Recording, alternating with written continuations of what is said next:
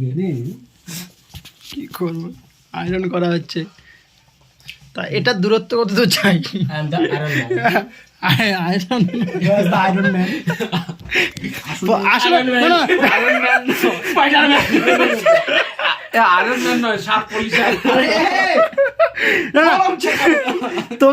তোমার এরকম বসার কারণ কি? আয়রন ম্যান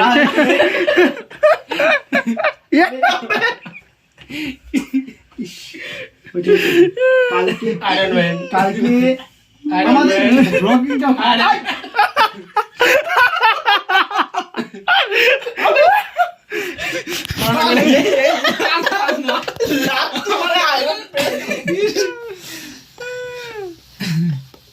ওই জামার ওই কোনাটা হয়নি, জামার ওই কোনাটা হয়নি।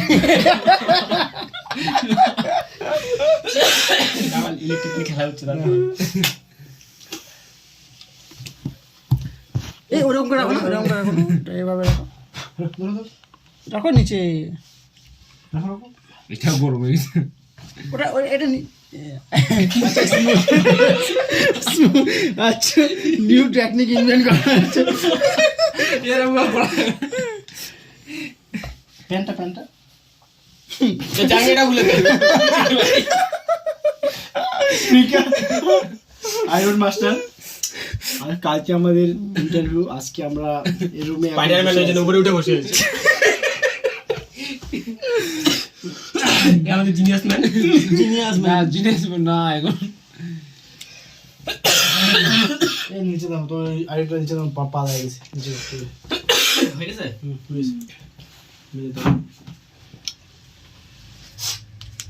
দে আর কি করব? এই প্যান্টটা রাখি দাও বাস। লাগবে না প্যান্ট?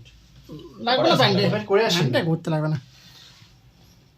এই প্যান্টটাই পুরি দৌড়ে না বিরন্দা, তোমার প্রিপারেশন কিরকম?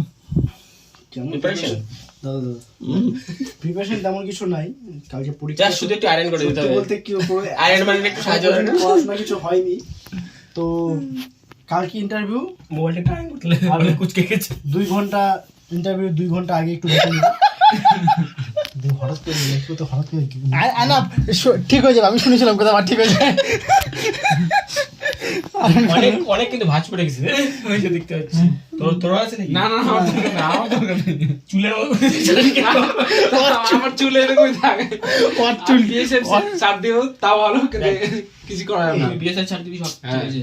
উপরে দিয়ে চালালে তোর মনে হবে কি এটা কোথা থেকে আসছিল বলতো? কেউ দেখে উগান্ডা।